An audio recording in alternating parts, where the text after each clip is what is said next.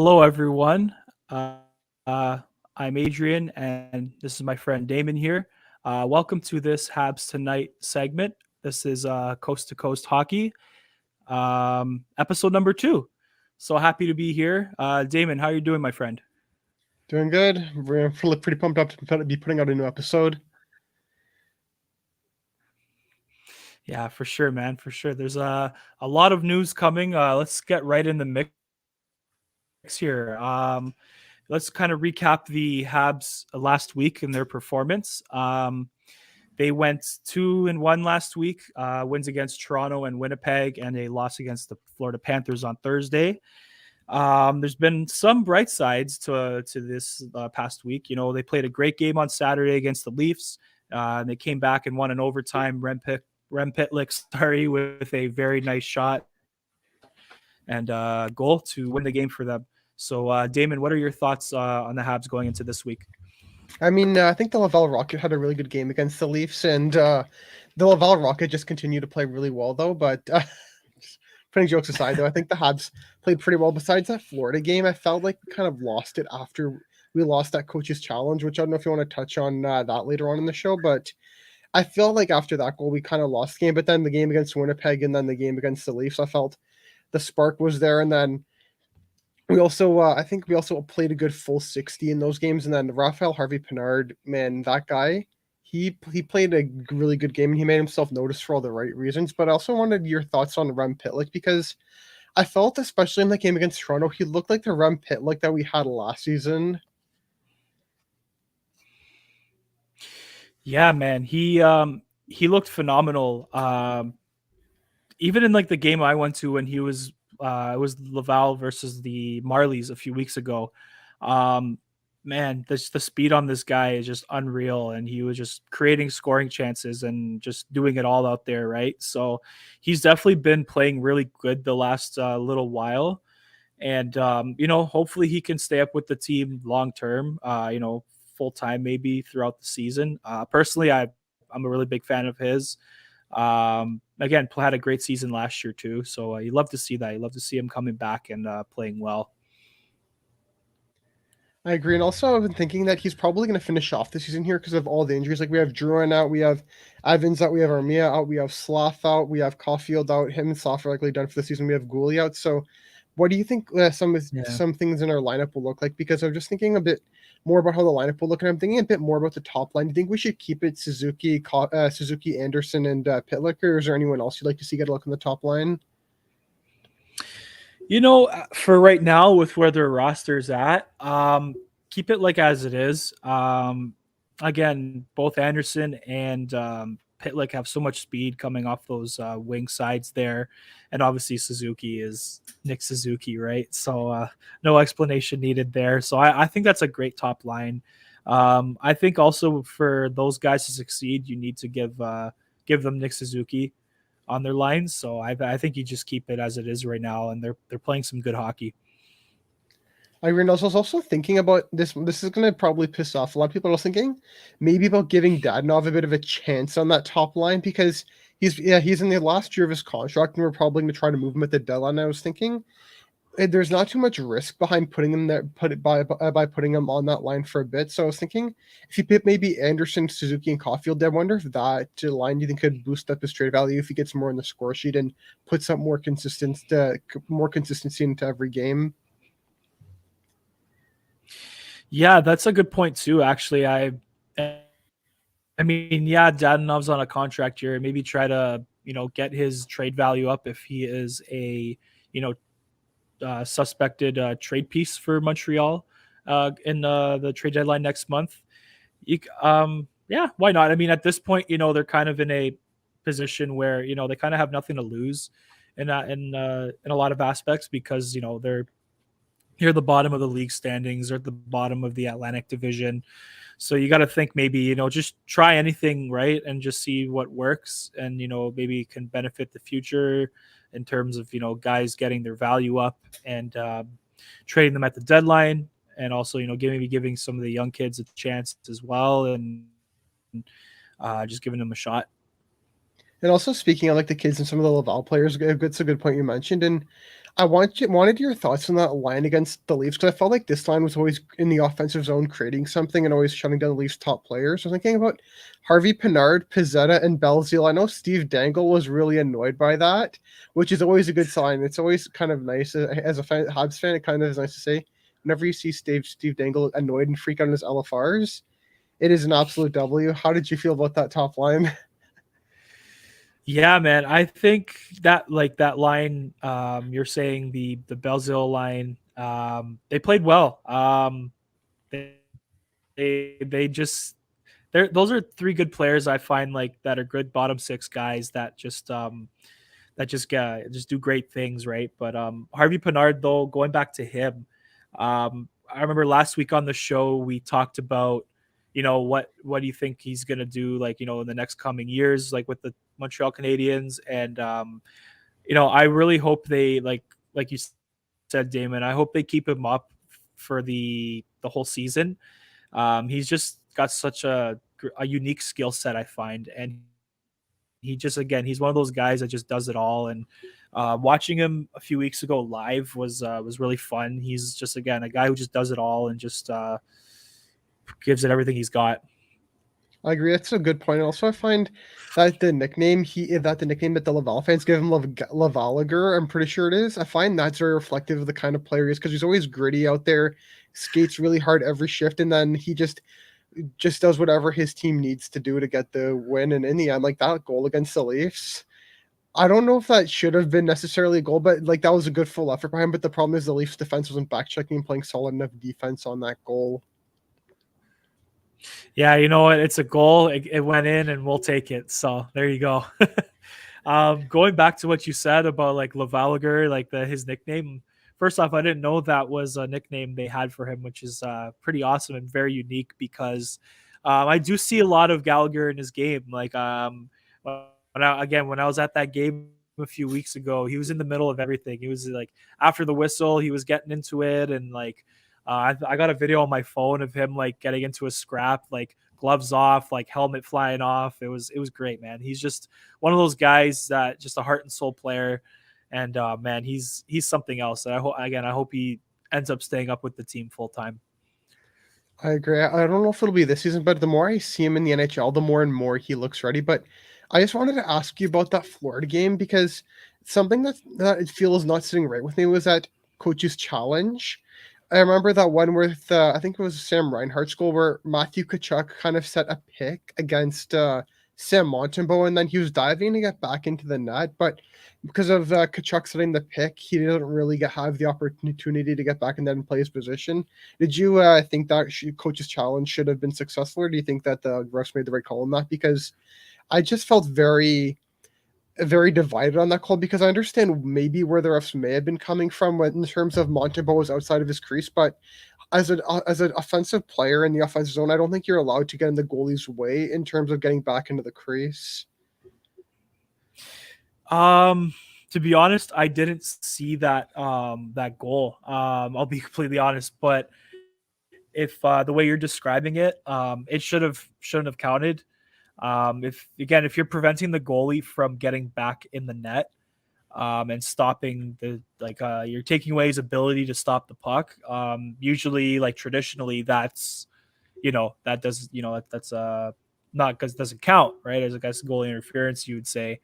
But there was a lot of controversy in that game, though. I was kind of keeping track with. I was out that night, but I was keeping track of it with a lot of like live tweets and like people were tweeting about the game, so I was able to kind of follow it, which was good. The refs really lost control of that game from what it seemed like. They really mismanaged, and things got out of control real quick. Obviously, I saw the Mike Matheson reverse hit on Eric Stahl. That was, that wasn't very good. Obviously, he got fined for that, but I think there was a lot of animosity built up, probably with that goal call, and just again the refs just lost complete control of that game, and it was just seemed like it was a really again it was very high animosity. I agree. It's a good point because when I was watching that game, I felt like ever since that second bad second period, I felt like there were just fights going on, and then like Arbor Jaka, I'm pretty sure got into it with Gudis, and then the Mathis and Kachuk fight, and Did there was like Grigory Denisenko throwing a hit on Jaka right in the numbers, which I'm surprised went uncalled. Like I feel like the refs were not very good that game, but I feel like it was not like biased against the Habs. I just felt it was pretty much both ways. The refs weren't very good in keeping control of the game, like you said, but I just think the NHL as a whole needs to do better. Also, I want to know why, a specific reason why that goal didn't count, and which leads me back to what Derek Weiss has been saying. He was saying that he feels that the NHL should be doing media and ref meets after the game, where the refs of course meet with the media, and then the media gets to ask questions. I think it would give more transparency, and I think we would have found out why that goal did end up counting in the end if the NHL does go down that road. But with Gary Bettman, I'm not sure that it will happen. Yeah, honestly though, like I I find like the whenever the refs like completely butcher a game, I find that they just hide behind Batman, and Batman kind of like does the damage control for them, which I don't think is right. Personally, like again, if a player has a bad game or the captain of the team has a bad game, they have to face the media right away, right? If the ref makes a mistake on a goal or an offside or whatever, you name it, or a missed penalty, they should have to face the media, give their perspective on it. I think that would be great in all sports, not just in hockey. I don't hear about it in any other sports, but um, definitely to you know maybe prevent the toxicity online, maybe, and just to create less controversy. I guess is you make them address the public and say, hey, from this angle, maybe this is what it looked like, or whatever the situation is. I think that would be a great idea, but it sounds like wishful thinking. Sorry, at this point here. I agree. It's a good point. But I think like from both of us, it's like you said, more wishful thinking. But hopefully, one day in the future, if eventually every person is not going to do their job forever, but hopefully one day when the NHL moves on from this current commissioner and his current staff, I think that they'll get a more new God. school administration. And oh my goodness, like that they can't come fast enough. Oh man, honestly, like this year is going to be Bettman's 30th season. I think 30 years exactly as as commissioner of the NHL. And it's like a lot of people are like, my God, he's just holding on to that job. Like, I don't even know what to compare it to. He's just holding on to that job for dear life. But I mean, it seems like the owners like him, right? Because he kind of more represents the owners when it comes to, collective bargaining and things like that. So he's doing something right. As much as I hate to say it, like he's making somebody happy, which is why he's still there, and he still gets kept there every year. So it's unfortunate, but it is what it is, right? Until he Yeah, maybe retires, which I don't know if he ever will. I don't know. It's you know what I mean? is he going to be in a retirement home one day, just sitting in a bed and still managing the commissioner from his room or something? Like like Gary Oh Bettman dear just been in the God. job way too long. Yeah, Like he's like a bit of a I dinosaur. honestly I've never seen commissioners last that long in a sport. Like I mean, Roger Goodell in the NFL, he's been there for almost 20 years, but like Adam Silver's been there I think for less than 10 for the basketball. Um Bud Selig was the longtime Major League Baseball commissioner, and now they have Rob Manfred, who, Oh my goodness! Don't get me started on Manfred. yeah, that's a whole other can of worms. But yeah, he's He he's makes pretty awesome. Bettman look like a genius. He actually does, like with a lot of the rule changes and stuff. Like, I mean that's a whole other conversation. But yeah, man, like I don't know how, like he hasn't really like he's grown the game in some ways. Like in some ways, I will say, like he has, but like more like in the United States, like you know what I mean. Like he's maybe helped somewhat grow it in non-traditional hockey markets. I mean, like California, Gretzky being there and stuff, but like even that, like that's maybe the only success he's had. Like the Atlanta Thrashers were a bust. Like it's like I don't know, man. I don't know why he's still there. He's holding on to that job for like with like the skin of his teeth, man. Like I don't know why. I don't know. He apparently, I guess, like I said earlier, I think he's doing something right to according to somebody. So Yeah, and actually, now that you mentioned Atlanta earlier, here's the funny thing with Atlanta. Just a fun fact that came to my mind as soon as you mentioned them. They gave mhm. Canada two separate hockey teams. They gave them the Atlanta Flames, which became the Calgary Flames, and the Atlanta Thrashers, which became the Winnipeg Jets. So I guess thank Hey, Gary Bettman in some way for Atlanta because it gave us two hockey teams up north. that's true. I mean, hey, I guess it was a blessing in disguise in some way, right? So, I mean, it worked out somewhere, and now they have two very successful Canadian franchises, especially the Winnipeg Jets. They've been extremely successful since coming in the league 11 years ago. So that was definitely a rare Gary Bettman W. But you know, Yeah, well, we'll put it at that. So, um, I want to go back into the Habs news here. We want to talk about some of the injuries. Obviously, Saturday morning, we got some very devastating news about Cole Caulfield being out for the rest of the year. I know a lot of the fans are thinking like they have to tank this year, but even the fans that were more in the tank mode were really upset that Caulfield will be out for the rest of the year. He was man, just playing phenomenal this year. He's the first natural goal scorer, sorry, I've seen in quite some time on the Montreal Canadiens. I mean, some people may agree with this, some people may not, but the last player that I saw on the Montreal Canadiens with just a natural like skill like him was Alexei Kovalev. I know a lot of people may not agree with that, but they both had like a very very unique skill set that not many players in the league have. So that's an opinion. Maybe again, some people may agree with, some may not, but I just that's the last player I've seen of that kind of caliber of player. You know what I mean? yeah, I agree with that point that you bring up, but it's a very good one because Kovalev was like very good for his era, but this era is a lot more about speed and skill than anything. And both of them were both very speedy and very skilled for their eras. But I think Caulfield, if you were going to put them on the ice together right now, I think Caulfield would outclass Kovalev. That might be a hot take I have, but Totally. yeah, but hot No, takes that's are not a fun hot though. take. I agree with you.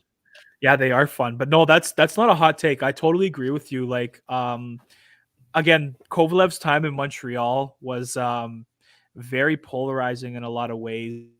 Um, Him finding consistency was, very hard at times, and there was times where I would absolutely just love the guy. Like I remember the once year he got like 84 points, he scored almost 40 goals, just completely lighting it up.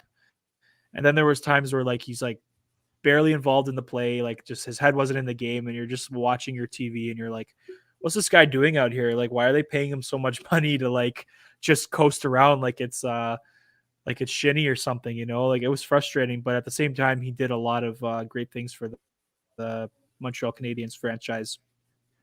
Yeah, I agree with that point. And actually, I'm going to throw something at you that I just thought of on air.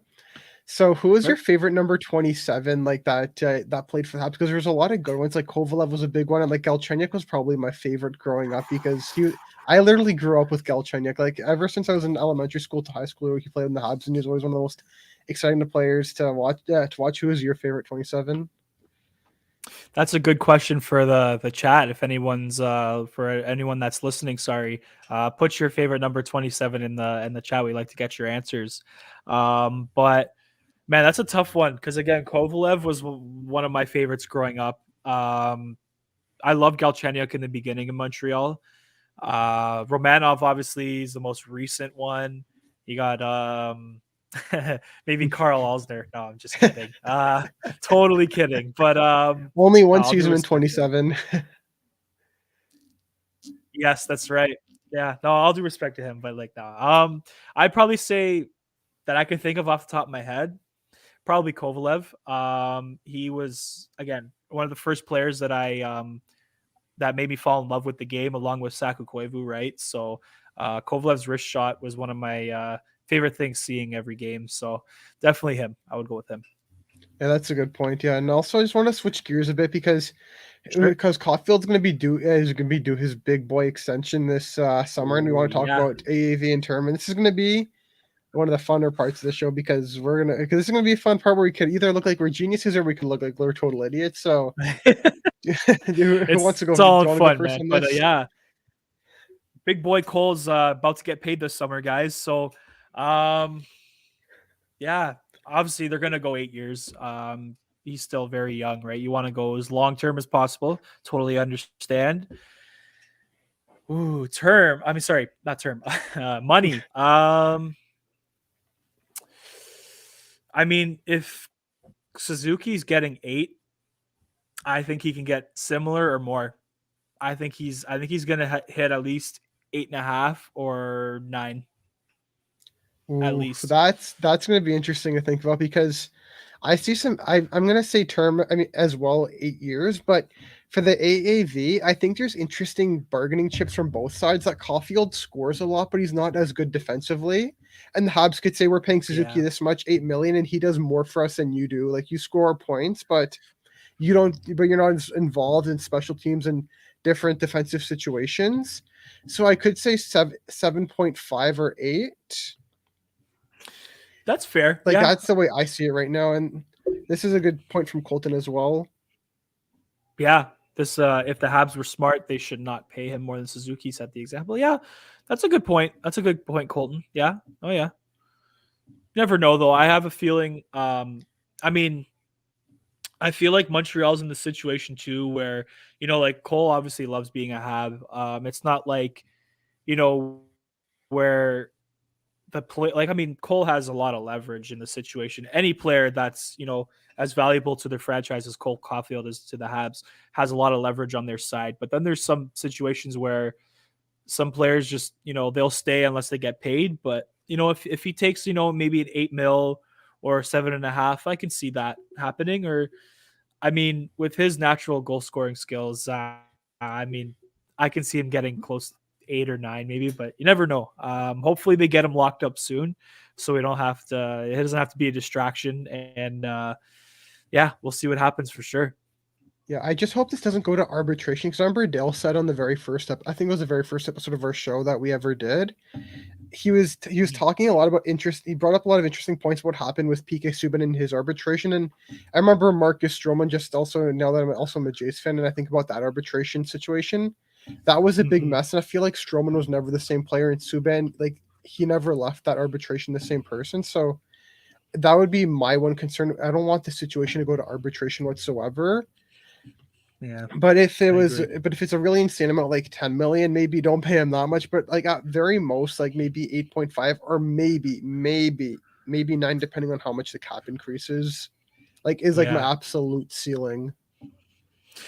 yeah, that's a good point too. Like, yeah, the arbitrations sucks, man. Like you talk to any athlete that's gone through it, like they've talked about it like after the careers or whatever.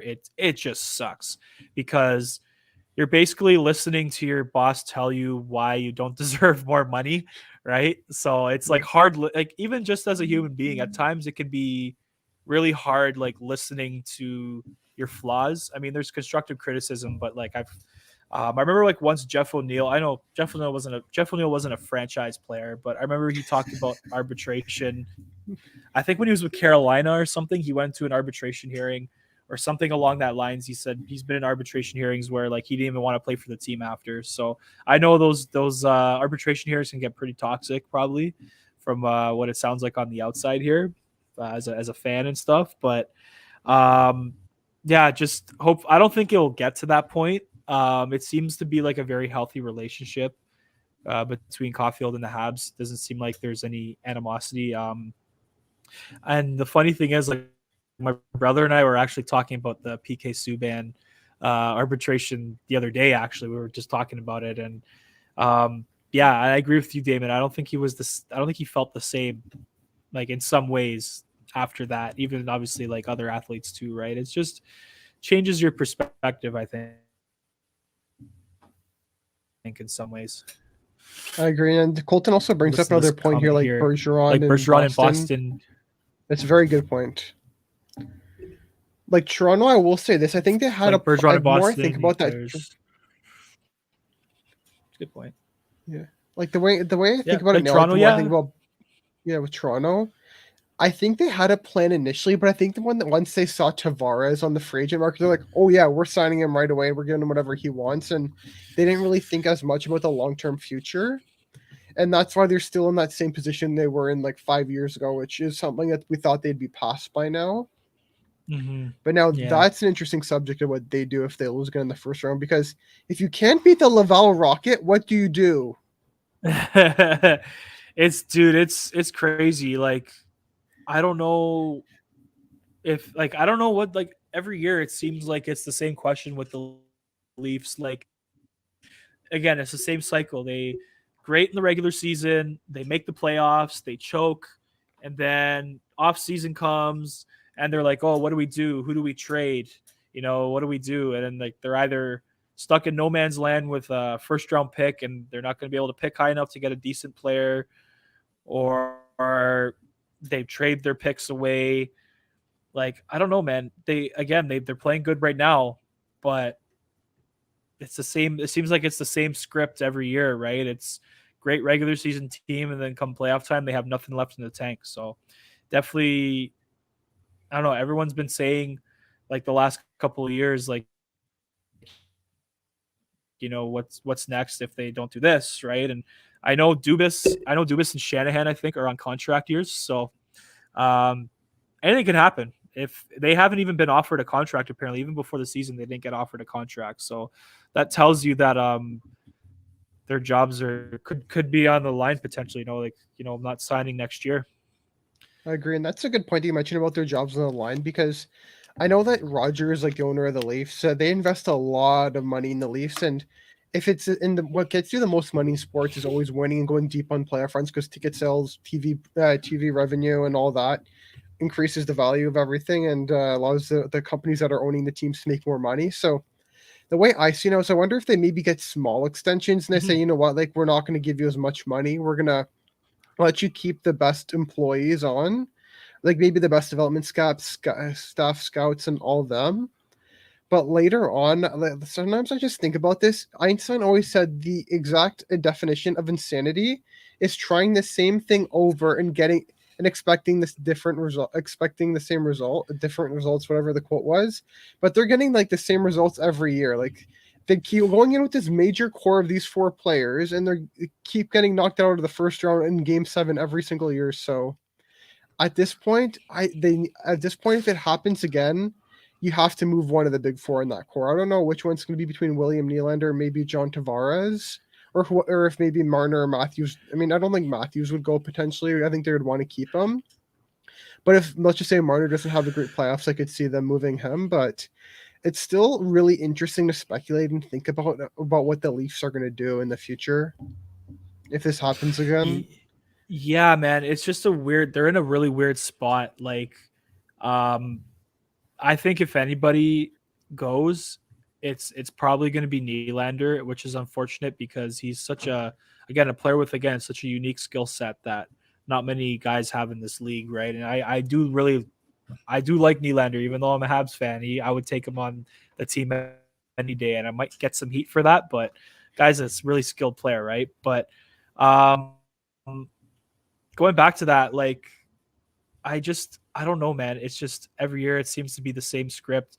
And like another thing I just thought about too is a lot of people think about like, here's an example, like Tampa Bay with Stamkos and a lot of these guys that were on team friendly deals, right?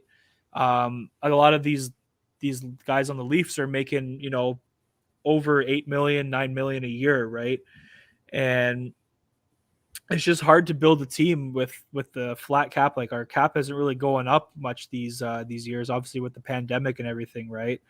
And it's just I just they're not very team friendly deals, and that's why teams like Boston and Tampa have been so efficient for so long, right? Because their players signed team efficient deals. Although like back then, I remember when the Bruins signed Marchand, Bergeron, they weren't considered team friendly deals, but with inflation now and everything, right?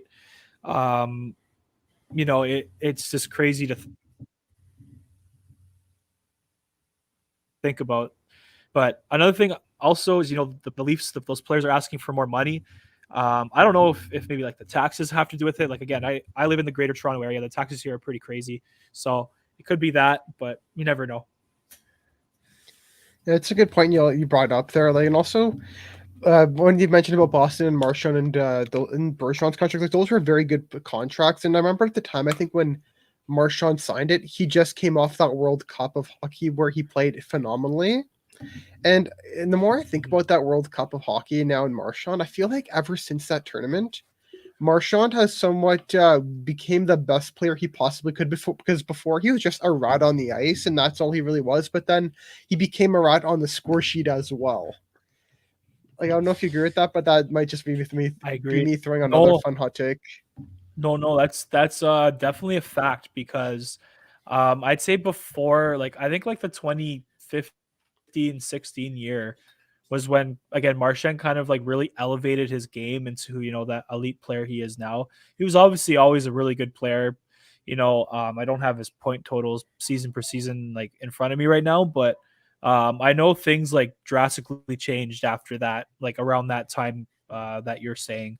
So he's definitely did change his game. I saw more like, he's playing more, of skill, and instead of just being a rat there and like trying to carve guys like legs out and stuff like that, right? So he's playing the game right.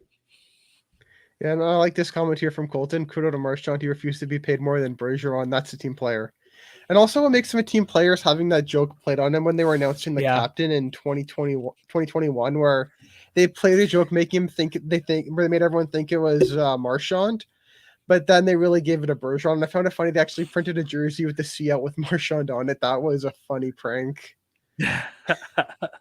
Oh man, that's hilarious. But um, going more like talking about the Bruins too, like it looks like Patrice Bergeron's going to be probably retiring at the end of the season. I think he said he had one more year left in him, right?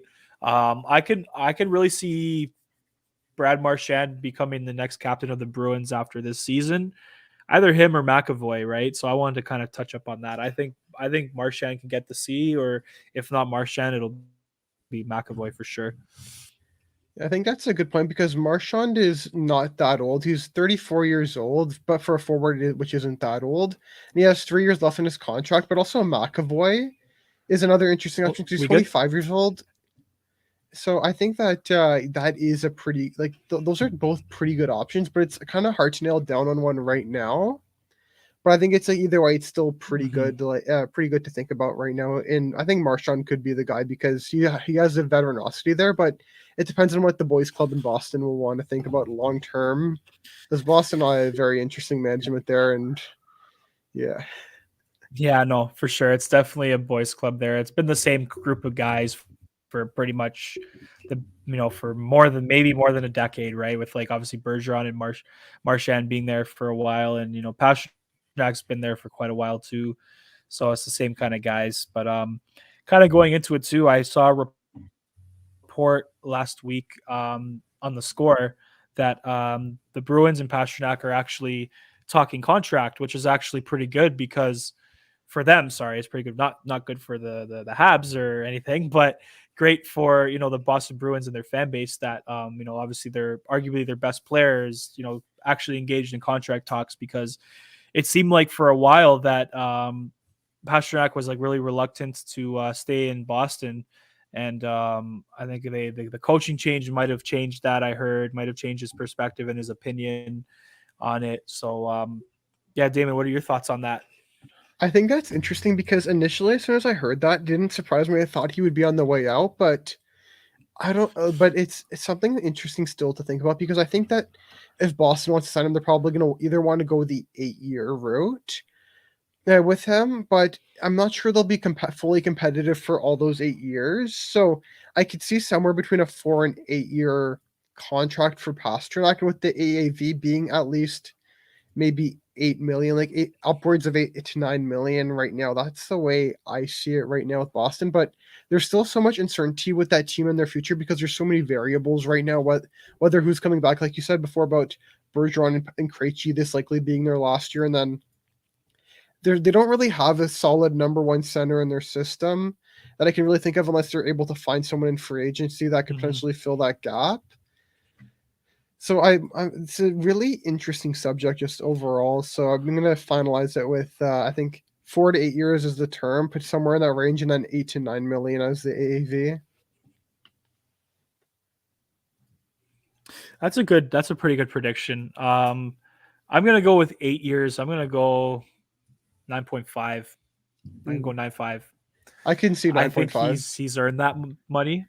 Yeah, I think he's earned that type of money for sure. I know it's kind of breaking the traditional Bruins core of team friendly deals. Like but like thinking about it, like again, he's one of the best natural goal scorers in the league right now. So just got to pay the man whatever he asks for, right? Boston's in a situation where they can't really afford to lose him, right? Especially if they lose Bergeron and Krejci, right? And you kind of lose a lot of that core, right? So you gotta do what you gotta do, right? So I think that's they're just gonna put a blank check in front of them and say, put whatever you want.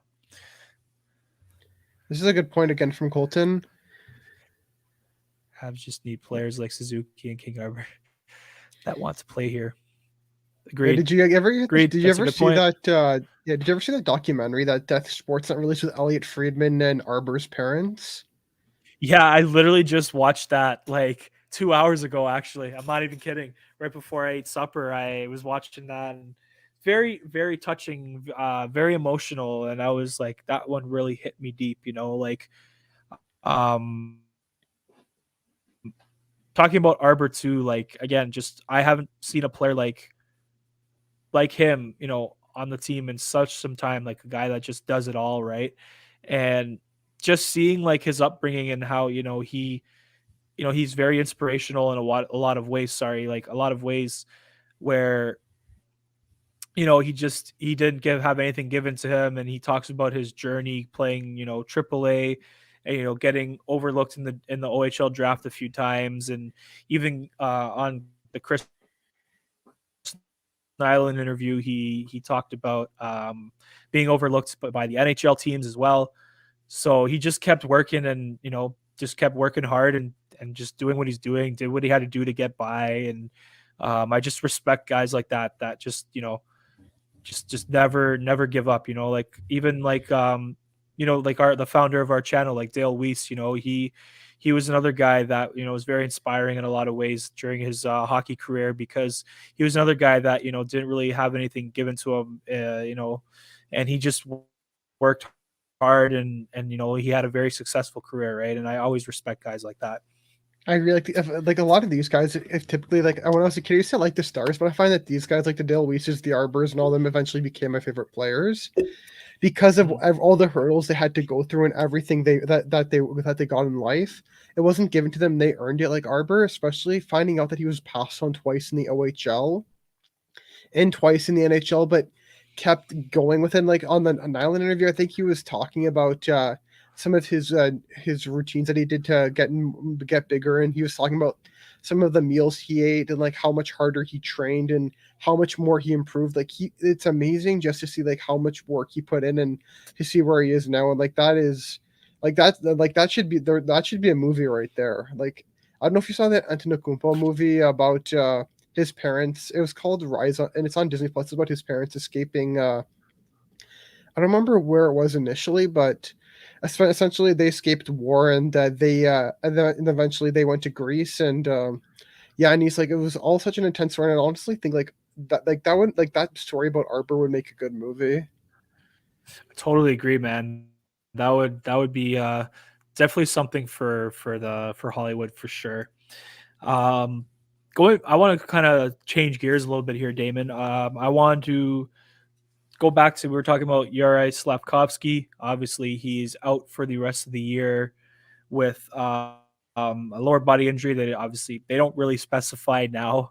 I find the last few years they don't really tell you what the injury is. You kind of have to They just say, "Oh, it's a lower body injury or it's an upper body injury." But all we know is that he's going to be out for the rest of the season. And I wanted to get your grade of Slaff's rookie year, Damon. What do you think Ooh, of his this rookie is year going to so be a far? good one because I'm not sure I fully agree with like my grading right now because the Slav hasn't been put fully in that situation where he will be 100% thrive. And there's been a lot of mistakes this year, but mistakes are good. I'd rather have him make mistakes. I think failure in life and mistakes are the best teacher. So I'd say either like a B minus or a C plus because he had showings of very good games, but at the same time he wasn't always very consistent, and I feel like he didn't use his frame enough into the NHL and didn't necessarily adapt to the game over in North America as easily as other players would have. So yeah, it's a very interesting subject, and I also want to know what you guys think in the chat because I think his two-way game from Europe has translated very well to North America, but I think that his offensive game and his ability to control the puck and keep puck possession, I think is something that I think he needs to improve on. What's your grade, Adrian? Um, I think I said to you before in the chat, before we hopped on here, but I'm gonna give him a C minus. I don't know if a lot of people are gonna agree with that, but again, he showed definitely showed strides of potential. Not saying he didn't. Again, he wasn't really put in a lot of positions to thrive certain times of the season. Obviously, that's not really his fault. Consistency was an issue at times, but um, also one thing that was pretty well known was that he put himself in a when he'd have the puck, he put himself in a lot of very like vulnerable positions to get hurt. There was more than one instance this year, and I think he that's one my yes, like his puck control, like you said, Damon. I totally agree, but I think his number one thing is putting himself in I guess you could say safer positions because there was a few times where he just got like absolutely like leveled, right, and he's just like looking down at the puck, and just gets absolutely like leveled, right? And it's I'm not saying this to kind of like rip him, and obviously like he still is going to be a great player in this league, and and he has to adjust his game to North American style hockey, which he will do. He's going to do everything he can, and I know he will do everything he can to succeed, right? So I'll give him a C minus. Um, I like this comment here too. Joel Thornton had 10 points in his rookie year against slap time. Yeah, totally agree, Colton. You're definitely right. Um, I say this a lot. I know it's like pretty overused, I guess you can say, but he just got to trust the process. I think they'll develop him right. Um, Personally, I don't know if he was really ready this year to play in the NHL, like I talked about before. But you know what? That's I respect the decision by management and coaching staff, and I think Slav is still going to be a fantastic player in this league. He just has to tweak little things in his game, but he will get there, and he's going to be a star when those changes are made. I agree, and also just looking back and on the way like the Habs development staff handled them, I think they did a much different approach. It seems to be what most teams are doing now. Initially, I thought starting the season, I thought he'd be in Laval at the beginning of the year to adapt more to the North American ice, and then eventually the Habs later on the season would bring him up. But I think the way Marty took it is he tried to work on aspects of his game one at a time. Like he wanted to work on his 5-on-5 game at the NHL, and he wanted to work on his special teams game, penalty kill a bit. Like I don't think he didn't really play the penalty kill or anything, but just wanted to work with him in all those separate situations, and then just have him think the game more as in the concept way that Marty likes to play the team in, and then let him develop from there, as opposed to just putting him in the AHL. And also, like in the AHL, I think it would have been interesting, but JF Houle, the coach there, wasn't a Gorton and Hughes hire. So sometimes that just leads me to wonder if maybe they didn't necessarily. I don't know if the word trust is the right word to use, or if they just didn't want. If they don't want to maybe working with JF Houle potentially. Yeah, that's a good point too. I forgot. The yeah, he's that Wool is the coach. I saw him there a few weeks ago, but yeah, no, I think that's a legitimate point. Like maybe they just didn't want him down there. Maybe again, like maybe Marty just wanted to take him under his wing and develop him his way, in his perspective and all that. So I can definitely see that.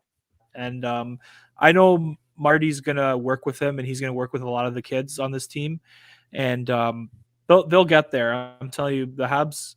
Like I've said this so many times, but I haven't been this felt this positive about a Habs team, like in the future of this franchise, probably ever.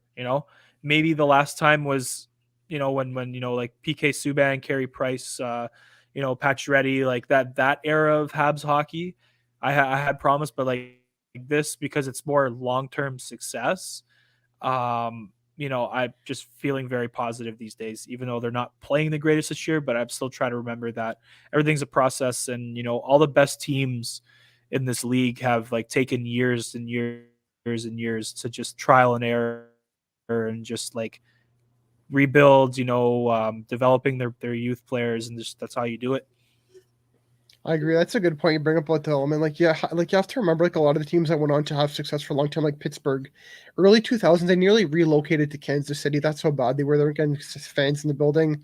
Chicago was really bad for a while, and then Tampa Bay as well. I think after their Cup win, they were pretty bad for a while, and then with good drafting, good development stuff, those teams eventually all went to contending for years on end.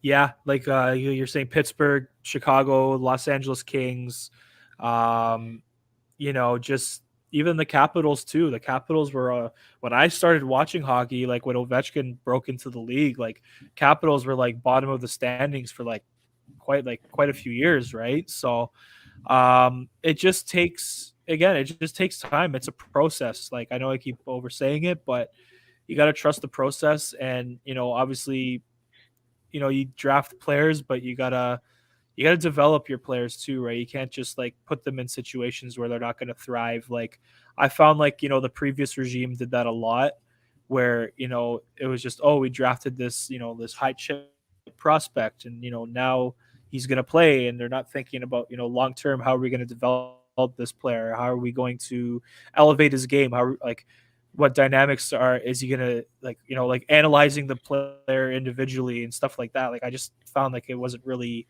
like that with the previous regime, and it's definitely positive going into the future. I agree, and also, when now you went to talk about development with the new school regime, I want to get your thoughts on Adam Nicholas, because I think Adam Nicholas is one of the most unique people to listen to talk in sports. Like he has such a psychological approach to the game. I've noticed whenever I've listened to him speak at press conferences, and he talks about development as if psychologically, and I'm starting to agree with this more the more I listen and watch sports. The psychological aspect is as important as the physical aspect. Like you look at so many good players, like I'm starting to say Josh Anderson. Like I feel like he has all the physical tools there, but just psychologically, I don't know if I don't think he's developed that consistency. And the way he's working with all these players, I think it's pretty cool to see how much he's worked with them and how much better they've gotten. Yeah, like I think we've even talked about this before, but I think sports psychology is a really good thing. Um, I know, like, again, I've said this before too, but also, Dale, the founder of our channel, Dale Weiss, he's talked about how, sometimes, when a player is struggling, their performance hasn't been great. You got to think that, maybe there's something going on, like outside of the rink, right? And, or, it's just one of those things. It could be that, and even just thinking about it, like life is just, hockey player, just regular people like us, going to work or going to school every day. Like life is a really big mental grind, right? And sometimes you're not going to have your A game no matter what it is. But it's always good to, like, have someone there to kind of break it down, psychologically, like that, and give you advice, at times when you're not feeling well and things like that, right? So I personally think, like, it's great to have somebody like have it's great to have sorry it's great to have sports psychology more of a thing now. I know that's been becoming more, common in sports. I'd say the last maybe couple of decades, I think. So it's definitely good to have support for the guys, and to maybe psychologically improve their game. Mentally, they can improve their mental health as well, their physical well being. And there's a lot of like awareness towards all those things now. I agree, and also there's a comment here from Gary, so it's just something I want to tackle quickly. If we select a U.S. player with our first pick, they won't play in the NHL Excuse for me. about 2 years unless they quit school early. I think with this, it depends on if they want to leave school early, but I think a lot of the decision is up to them. But I think considering our regime, we probably let the players stay in school, and I think the best U.S. Player within this draft, the more I think about it now, is Will Smith, and he's a center. So if, let's just say in a scenario we select Will Smith, we're probably letting him going to go to college, and not to mistake him with the actor, but yeah, we're probably going to let Will Smith stay in college if we draft him. Yeah, man. Like, yeah, even with NCAA players, like, there's nothing wrong with like letting them stay in school. Like, I know with Caulfield, right? He was University of Wisconsin, I'm pretty sure, with the Badgers there, and he finished his school and all that, and it's there's nothing wrong with letting them stay down there and just know improving their hockey career and even their studies, to have as just to have there as well. I think it's a great thing, and obviously with like the I like the approach of the new regime too, where it does everything doesn't feel rushed. You know what I mean? Like it's just they know everything's a process and they're patient, and they're willing to wait a couple of years to get some of these top chip players playing on their roster. So I really like that. Like everything's a pro. They think and they understand that everything is a process, right? Instead of trying to go for the instant gratification and trying to win now, like it seemed like before. I agree, and also Gary brings up another point. If that's the case, could we select that Russian guy? I'm assuming he means Michkov. Michkov, So that I'd would be say nice. theoretically it's possible we could select him, but there's still a lot of risk around around that pick because right now he's slipping in the standings, and also because of everything going on in the world right now, and also there's reports of attitude issues, which may hopefully if he matures, if he'll get over them, and then there's also his contract that goes until 2026 in the KHL, so that would be a really long time to Yeah. wait. You can see both positives and negatives with that because the Wild didn't necessarily have to worry about developing Kaprizov when they drafted him. It was all on all on this KHL team that where they worried about developing and draft and develop where they worried about development and his skills. But over there, like you don't know, like that the risk of it is you don't have control of what you can do with them. So that's like what scares me away from the Michkov pick in a sense. Yeah, I mean, it is a big gamble because you don't know how long, if he might just be a career KHL. Or there's some Russian players that, they got drafted by NHL teams, but didn't have much of an NHL career and they kind of stayed more in Europe and Russia to play, right? So it's a big risk, but it's kind of hard too because with the situation going on in Europe right now and Russia, obviously there haven't been really I don't think scouts are even really allowed to go there right now because it's like obviously a security concern, which I totally get. So it's hard to really evaluate him, at times, I guess you can say, because he has like, we haven't as a North Americans, we haven't really had much of a chance to evaluate him, and obviously the scouts really haven't had a chance too, right? So it's definitely a risk. You might see him kind of fall in the standings a bit because of all this, but you never know. Yeah, and also Colton brings up something here. I think they have to wait 4 years before they have to sign an ELC, which I'm pretty sure Years. Scratch doesn't nearly happen with Jordan Harris. If they don't want to sign, the team can who drafted them Yeah. can has right to trade like Adam Fox. And this also brings me to another funny case. I don't Yeah. know if you remember the whole Jimmy VZ fiasco in 2016. Oh God, yeah. Do I remember that? That was something else. He was He, huge college prospect. I remember he was like supposed to be the next big thing, and I mean, all due respect to him, but he hasn't really lived up to those, that potential. So Yeah, the thing that entertains me the most about that saga was he refused to play for the Nashville Predators, who drafted him, and he's like, "No, I don't want to play for you guys." And then they traded him to Buffalo of all places. Like, "No, I don't want to play for you guys. I want to play New York." And they traded him to the Rangers. And just imagine him looking back now. He's probably wishing he could have played with Nashville because they went to the Cup Finals that year. Yeah, and even playing for Buffalo because like Buffalo is like looking like they're on the upside now. They have a winning record, and like the pieces in the puzzle are coming together, right? So it's crazy like to think like I mean back then it seemed like those two teams maybe weren't ready, right? But then they had a good run. Nashville's had a pretty good run lately. Like I mean, more like 2017, 18. They had like they were in a bit of a cup window. They're kind of more like an outside bubble team now, but you never know with them. And for Yeah, Buffalo too, like just man, they have a really bright future. I think they like Rasmus Dahlin's like starting to really like blossom into like that top defenseman like that he was supposed to be. Obviously Tage Thompson's been like one of the biggest stories of the league this year, and like Jeff Skinner is playing great. I'm happy for that guy. He's playing great again, and just everything seems to be clicking for them. It's just a matter of time before like they start maybe becoming a wagon in the future. I agree. I think they will in a few years' time. And also, I think they're just doing a good job of letting the kids play. Like, you have Jack Quinn, Peyton Krebs, and you have Hmm. Tage Thompson, who's not necessarily a kid, but he's still a pretty young player. And you have all those guys Hmm. just taking over the team and playing good hockey each and every single night. And even though they may lose some games, it's still a W for them because the young players are playing well. And it's a sign of what's going to come in the future.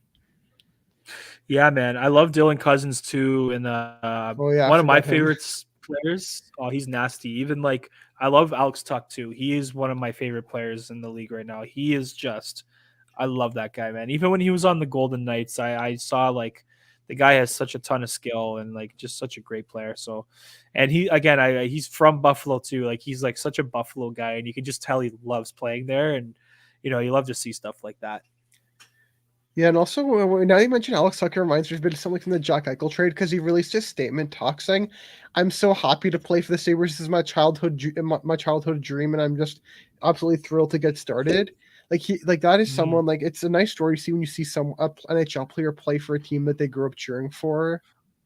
Yeah, man. Like even I can't remember who said the comment earlier in the chat, but like it like how like the Habs, need more players like Suzuki and Arbor that want to be there, right?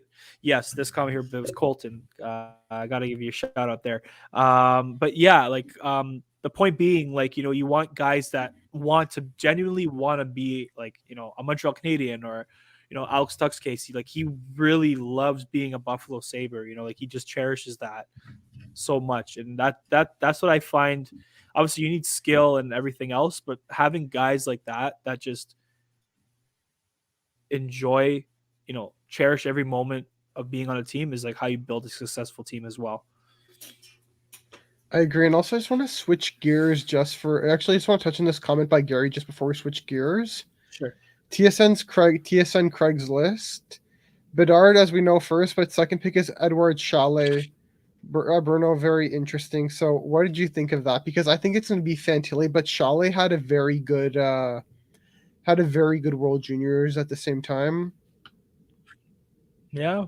I mean, hey, it's the beauty of this year's draft is how deep the draft is. So either way, if it's him or it's Fantilli or even a guy like again like a Mitchkov or whoever it is, right? Like there's so much out there, and like each team will be getting like a really solid player in the end. So that's a great thing. It's you might what too, Damon, you might see the draft rankings change, like the scouting reports and stuff. It might change through from now till June because you just um, the draft is so deep and guys are like the skill set is like pretty close in a lot of ways, to a lot of these guys, right? So you can see it changing a lot. It could change drastically, and you just never know. I agree, and Fantilli's fourth in that list. So, Mm. Yeah, but I think with the World Juniors he had, it probably will skyrocket. And if he plays in the UA teams again, which he probably will, he's probably Mhm. there's a good chance that he could go up from that. For sure, Yeah, for so I just wanted to switch sure. gears to talk about this team that keeps giving us content week in, week out. They'll probably keep giving us content the rest of the season. The Vancouver Canucks. I don't know what to say about this team, but they just keep giving us content to talk Love about it. in the show. Fuck. What a shit show, man. Uh, I don't even know where to start, my friend. Like, I don't know. I don't know. Like, I'm speechless with everything that's gone on. Like, I find the Canucks this year are just like the Los Angeles Lakers of the past couple of seasons, where it's just constant media drama and like, man, like anything they do is just media picks it up right away. Like, oh man, this whole Bruce Boudreau thing again. I really feel for Bruce. I said it on social media. Like the Canucks did him so dirty, man. Um, for a guy who's been in hockey for almost 50 years, has one of the best winning percentages of all times for coaches, if I'm correct. I think Um, so. just such blatant disrespect towards him. Yeah, I think he's like in the top 10 in win percentage all time for a head coach. And like, it's so disrespectful to treat a guy like that who's been in the game for that long. Um, Players didn't want him to go. Like there was a report that players were like really like sad and like one guy was like crying. Like that's the kind of impact he has on his players, where the guys love playing for him. And I just don't understand. Like I just don't know, man. Like that team is just like such a like I don't even know, man. Just a big dumpster fire. Like it's just from top to bottom. But like it doesn't even matter like a sports team or a major big company, right? If the leadership at the top is bad, the everything in between is going to be just as terrible, if not worse, right? So you got to blame the people at the top. Like you got to blame Francesco Aquilini, Jim Rutherford, who's the president of hockey ops there. Like it's just not good how they handled this. Um, Jim Rutherford finally like owned up to it and said, "Yeah, like it's my fault for this." But at the same time, apparently Elliot Friedman is being like flamed by the Canucks organization for like for all this coming out, right? Like about the whole Boudreaux saga. Like I don't know. I don't understand how a team can be run so like unprofessionally like that. Like you literally, you fire a guy and can't even keep it secret. Like you could have just said, "Okay, you could have told Boudreaux at the end of Saturday's game, okay, this is your last game. Hey, all the best, but I think it's just best we part ways." And then you hire Rick Tocchet. You know, the next day you do all that, but like they just again so like such a just I don't even know, man. I'm speechless. Like I don't even know what to say. Like I've just been following this whole thing like all week, and I just really feel bad for Bruce Boudreau, who's just been in this game, who's been in this sport for so long, just to be disrespected by a poverty franchise like that. It's pretty disrespectful, pretty, pretty disgusting. Actually, it's pretty bush league, and it's embarrassing for the NHL to be like associated with that. I completely agree. Like that was well said, Adrian. But here's actually a live look at Jimmy Rutherford right now. But He looks I like still he just ate like a handful of like some like I don't even know, man. He just looks like he's not having a good time or he's like tripping or something. I don't know. I don't want to say uh, it's too much, but I think some yeah, people might I have an don't idea what I'm saying. But like I'm scratching my head right now. Like I don't understand why they let go of Bruce Boudreau as if this was all his fault. Like I don't think this was really his fault. What I happened? Like I know. know there was like locker room issues there, and there's Aquilini, who's a kind who I want to speak professionally about this, but he's a TV show in himself.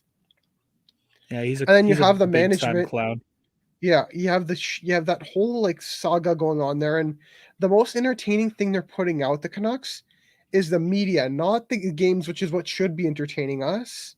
But the media is like, I understand why the media is covering all the stories, and the fact that they blame Friedman for doing his own job. Friedman is an insider. That's his job to report on what's going on and give us His transparency. job. But no, the Canucks do not like that. It's so annoying that this has gotten to this level of craziness.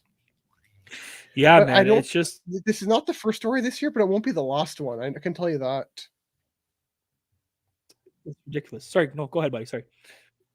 Oh, I just said, yeah, like, I don't like. I think we Oh, may have lost sync definitely for not. a second. No worries, buddy. It's okay. But Yeah, but it just drives me nuts. yeah, I totally agree, man. It's just insane how like even it's been like the Canucks have been very like poorly run for years. Um honestly, it's like I think I said it on the last show. It's really gone downhill since the that cup final appearance. It's really just gone down the toilet. Um I don't know what happened. Like I think the Bruins just broke the Canucks. Like it's just man, that team every year they just man, just make me scratch my head every year and they're not even my team. I just like wow, they're just like they the thing that bothers me the most is like they should have gone into like a full rebuild like years ago. They desperately needed one like I'd say like over 5 years ago and they just refuse to just tear it apart and they should have like 5 years ago they should have just started from scratch, trade all your assets that you have, keep your guys you're building around. And they just think they're playoff team every year, but like I don't understand, man. I'm out of words like when it comes to this team, like everything that's like transpired this whole year, like and it's not like you can't really blame it all on Boudreaux. I mean, maybe you could say like obviously with like the JT Miller stuff, and obviously there's some like locker room like animosity. Like maybe he lost control of the room in that way, but the guys still respected him. The players still wanted to play for him, right? So it's just very unfortunate that everything unfolded like this, and like I just don't think the Canucks will ever live this one down. Like this just leaves a bad taste in everybody's mouth, like league wide.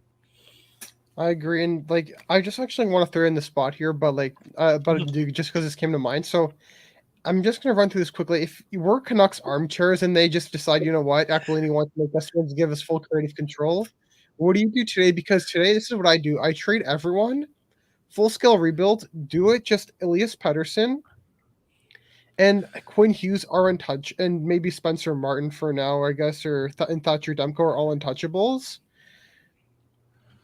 Like that, and then you start with the 5 year rebuild, and then eventually I think Spencer Martin gets traded in the near future because he's a solid NHL backup. But if you're the Canucks, there's no other way to approach this. You can't just keep grabbing Scotch tape and then just trying to tape this up every and say, oh, hopefully we can make the playoffs. Oh, hopefully we can do this. Hopefully we can Yeah, do that. You have to have a plan. You can't be improvising on the job like this. And I yeah. don't want to fully blame Patrick Allvin and Jim Rutherford, even though I still think it's really shitty what they did to Bruce Boudreau. But a lot of it was Aquilini as well, and Aquilini having too much of a say in what the team does. Just let the right people handle it, and you can't have people who improvise on the job at all, because when you improvise on the job, it means you don't know what you're doing. Like if a good move comes your way, maybe you take it, but if you have a plan for how you will implement it, you just always have to have a plan and keep things organized. Like this organization doesn't seem to understand the word organization. Yeah, it's like going back to what you said earlier about like who you keep if you do a rebuild with that team.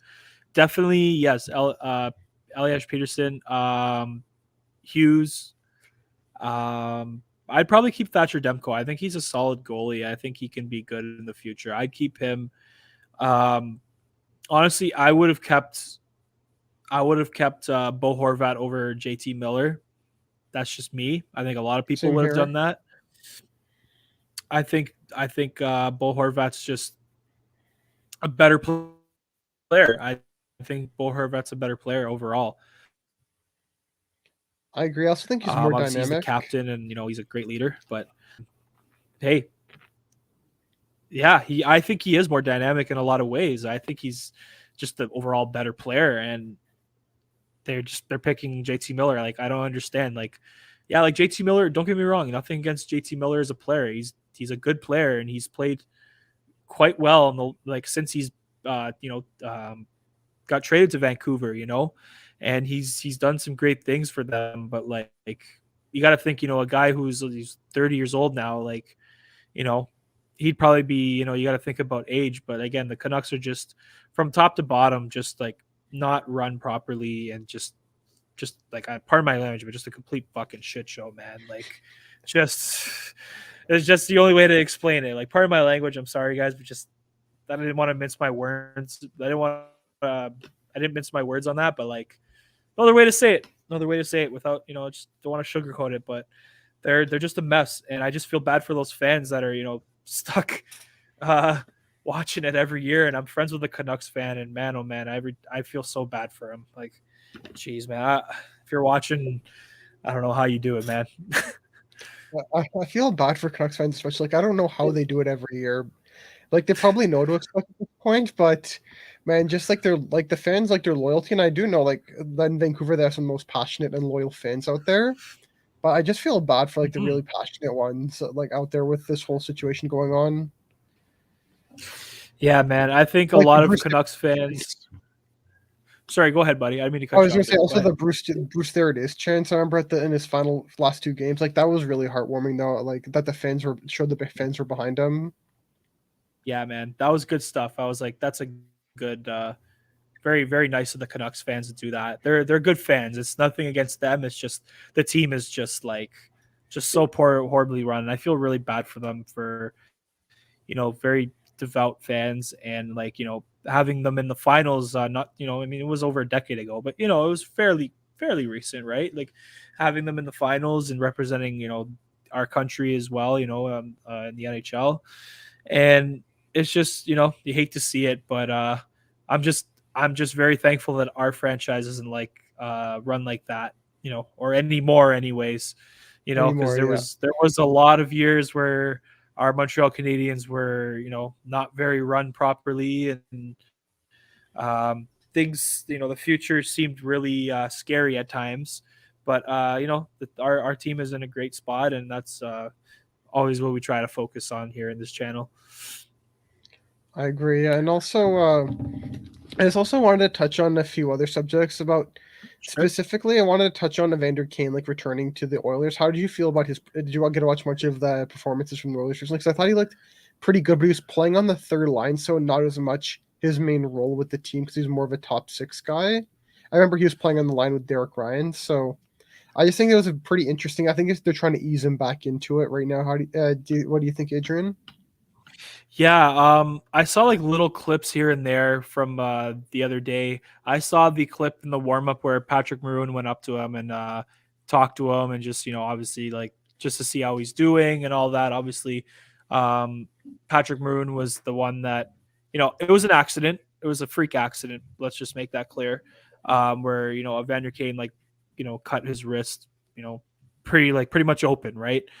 Um, and it was cool. It was very wholesome to see them come together and kind of chat at center ice before the game. And Evander Kane's just a very good hockey player. Like, I've seen him play for quite a while, from like Winnipeg till his days, or sorry, Atlanta. Sorry, to go way back, right? Till his Yeah, day to now, right? And he's a very good hockey player. I know he's had his faults off the ice. It's unfortunate that his personal life has kind of overshadowed his play on the ice. But I'm really happy that he's you know really taken this opportunity with Edmonton, and like really thrived, and just playing great hockey and just having fun, and changing his public image as well into more of a positive way. And he's very involved in the community there in Edmonton, and you just love to see stuff like that. So. same here. And also, I just want to touch on also Evander Kane, like what you were saying. I think like ever since he came to Edmonton, like he put a lot of the all those like stories we all were hearing about in 2021 and 2020, in early 2022 and 2020. He put all those aside and just focused on hockey and being a good human being. And I feel that it's really benefited, like you said. Totally agree, man.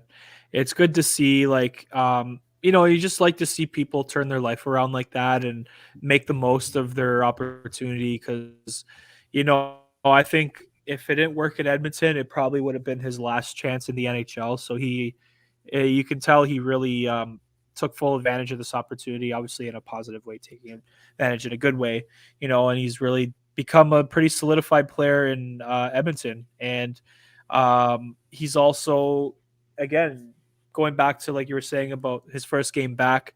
It's good that they're kind of like, managing his minutes. Obviously, he's just coming off the IR, the LTIR to be exact. And, you want to manage his minutes and you want to be careful that, he doesn't get hurt again. Right. So you just want to take it easy with him. And, eventually he'll, when he gets more games in and gets more comfortable again, maybe you can say, you'll start seeing him back on that top line and just doing big things. I agree. And also, I just want to switch gears again, just for a quick second, about Michael Sure. McCarron, who was recently reinstated into the NHL after leaving the NHL Player Assistance Program. So we don't know much about the situation, but we're just happy to hear that he's doing okay from what we know right now. Yeah, I think in early December, he was brought into the player assistance program. I think it was early December, late November, somewhere around that timeline. Um, like we were talking about, Damon and I were talking about this before the show started. Um, you know, I think Carey Price really kind of paved that way for a lot of guys to go and get help when they need it, which is good because like for for a lot of men specifically, it's we don't really like to get help when we're drowning, and it's just good to see that you know as a society that's changing. Men are we're not, you know like our mental health is not in a good spot, or anything like that. It's good to see that we're starting to take action, and try to better our lives long term, So I just it's very encouraging, it's very positive. And for myself and everyone on the channel here, we hope Mike McCarron, we hope you're doing well, and we hope everything is is sorted out, and the whole NHL community will support you, and hopefully you can get back on the ice soon, and keep doing what you're doing, man. I agree. Well said. Yeah, and also there was some stuff that came out recently on the 32 Thoughts. So there was a couple of things that they brought up, and the first one I want to tackle with you is Jonathan Taves and Evander Kane. Apparently, their decision whether they stay in Chicago or leave is going to be made by mid-February. How do you want to tackle this? Because we want to have some fun here. Ooh, yeah, it's looking like one of the two or both of them are going to be gone at the deadline. Man, that's gonna be crazy if both of them, assuming both of them are gone. Um, I can see. I know everyone's been saying the rumors about Patrick Kane getting traded to Buffalo. That would be honestly really cool fit. I think that would be like, again, just homecoming for him. The Sabres are like, getting close, and it would be just so cool. But maybe they sign him long term, or maybe Buffalo just waits till he, becomes a free agent, right? But I personally would love, just for their sake, I'd love to see Kane go back to Buffalo as a homecoming, and I'd love to see Tays go to Winnipeg for his homecoming. That'd be pretty cool. I I don't know agree. how much the likelihood of that would be, mind you guys. I'm just saying like what I think would be cool. Would be pretty cool for the good for the game of hockey, good for the NHL. I think that would be pretty awesome if those two guys had homecomings. But there's probably a lot of teams like like the Boston Bruins that are gonna go all in this year, right? And they're gonna probably want to trade for assets like for those guys, right? So you never know what's going to happen. I agree, and this is like a fun thing to speculate about because I think they're probably going to want to go, and they're probably not going to want to stay in Chicago with the whole situation they're in there. So Mm. I've been thinking about this for a bit. I think Patrick Kane. This would be more of a pipe dream. I kind of would like to see Patrick Kane get traded to the Rangers for Lafreniere. Like Ooh, a that's bit of bold. problem. That's bold, but it's something I'd like to see. Love Probably it. not going to happen, but I'd like to see because Lafreniere has not been given the ice time he needs to succeed in New York. And I know there's a good player in him, but the New York Rangers are just not utilizing that player that way. And if he goes to Chicago, he could be able to utilize that. But if there's like a Patrick Kane Lafreniere trade, it's probably going to have to be a sign and trade for Patrick Kane to sign in New York long term. And then for Taves, from what I'm understanding, Elliot Friedman saying he's not going to be too expensive at the deadline. He's probably going to be a second and third round pick, which if you're like a team like Winnipeg or anything along those lines, I think the Avalanche are also interested in a few other teams, Boston as well, like you said. Second and third is not too much. You're just giving up, mortgaging a little bit of the future. Not all those guys turn into NHL players, so I don't see it as too much of a risk to go for Taves, but he'll probably have to be 50% retained. Yeah, probably. That makes sense though. I'm yeah, I think Taze that's like fairly rated now. He's getting older and he's I think that's a pretty fair price for him.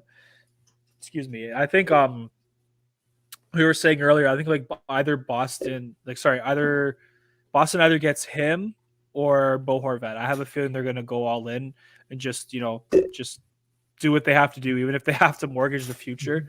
Like I was saying, Boston seems like they're in a very short window because they don't know what the future holds, right? So I can see them, giving up the assets for players like that.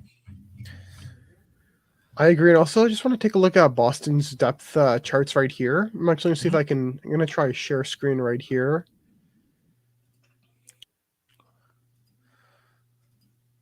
I'm going to see if we can do cap friendly share screen of Boston's depth charts right here. So, like right now, their center depth, if they get Taves, you have Bergeron, you have Krejci, you have Coyle, and then you have Joona Kapanen. Mhm. But so right now, if they get Taves could probably be their 3 or 2C, but it depends between how Kate Krejci and him fit. When I see Kate Krejci more likely as a 2C on that team right now because he's been there longer and has more of that experience and that chemistry. And then Coyle probably drops that 4C spot. And it's all just really interesting stuff to speculate and think about it. Like trade deadline day can't come fast enough. It's one of my favorite times of year to think about where players will go and how they'll fit into their new teams. Yeah, that's a good point. I think depending on who they acquire, like if they get like a Taze or even a Bo Horvat or something, like I think Taze would probably be a second liner on that team, or again, Bo Horvat would probably be a second liner too. But yeah, it's going to be a very good deadline this year. Like I just would have never thought that Kane and like there'd be actual trade rumors about Kane and Taze at all in their career. I thought they would be lifers in Chicago, but obviously the direction that they're headed, it's kind of inevitable at this point, right? You got to think like, Chicago's going full rebuild. They're blowing it up.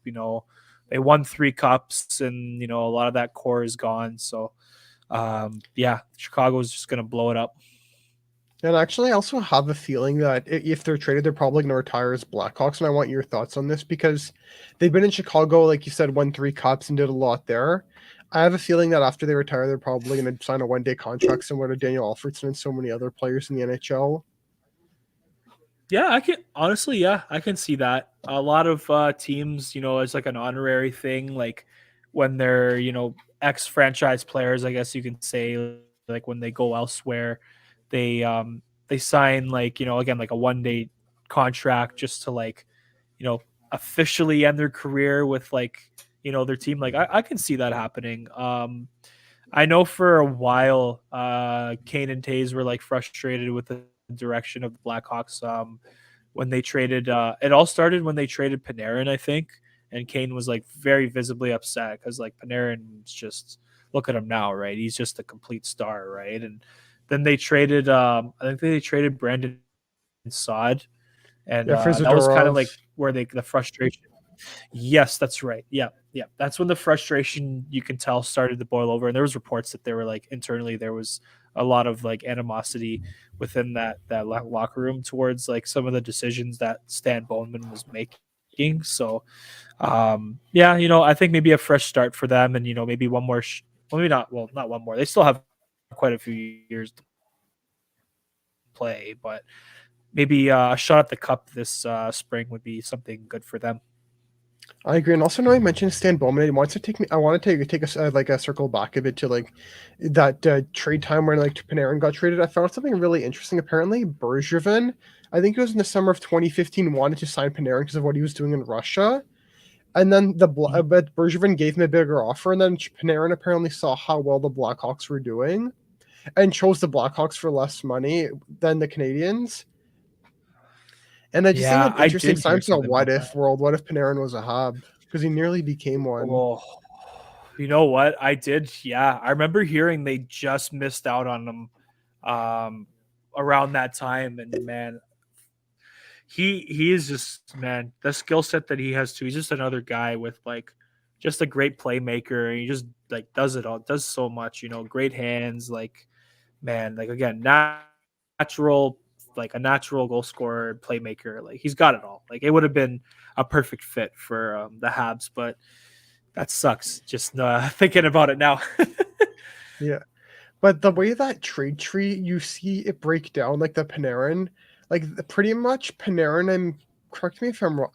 I'm pretty sure I'm correct here. Like essentially, Panarin turned into a third round pick that signing because when that whole trade went down, the main piece coming back was Brandon Saad, and then a few other minor pieces came back to Chicago, and then Brandon Saad eventually got traded for Zadorov, and then Zadorov got traded to Calgary for a third round pick. So the way that all breaks down, I don't know if it's just me, but this might be a hot take. But I think Stan Bowman was a good GM at getting Chicago to the Cup.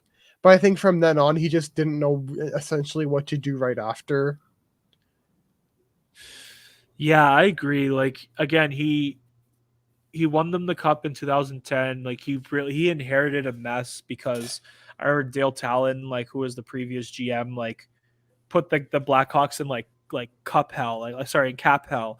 Like they were just like so tied up. They were like barely like like they were sorry, cap compliant, yes, but they were like almost over the cap. And then that after that summer they won in 2010, they just like they had to give away players for free. Like they basically gave away Dustin Bufflin for free, and like they lost Antti Niemi, and they lost like a lot of that core, right?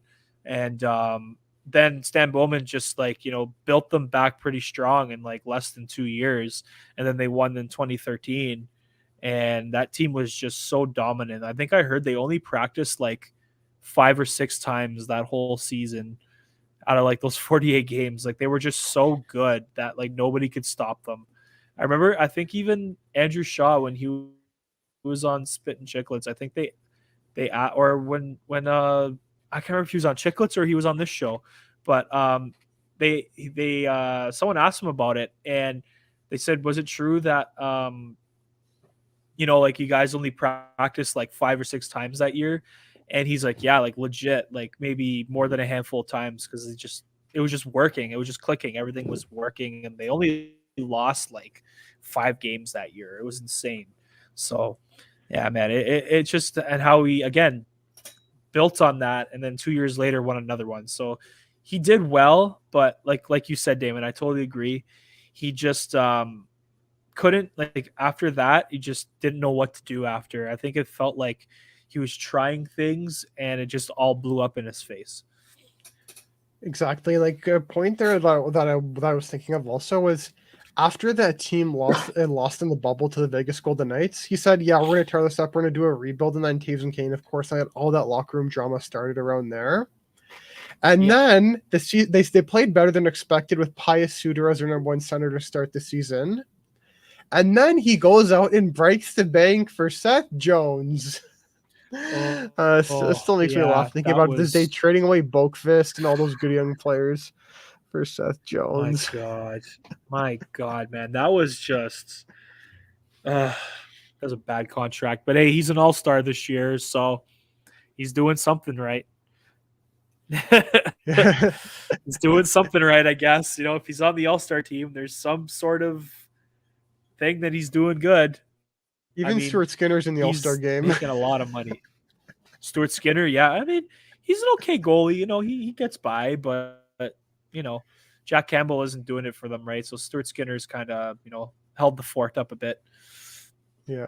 Just before we talk about the Yeah, All-Star game, I wanted to touch on Vladislav yeah, Gavrikov. Like, I know we don't really get to watch him much, but he's an interesting yeah. second pair defenseman on Columbus. And I want your thoughts, like that whole trade situation and the fact that Columbus won a David Savard type return for him. Yeah, I remember we were talking about this before like we hopped on the show.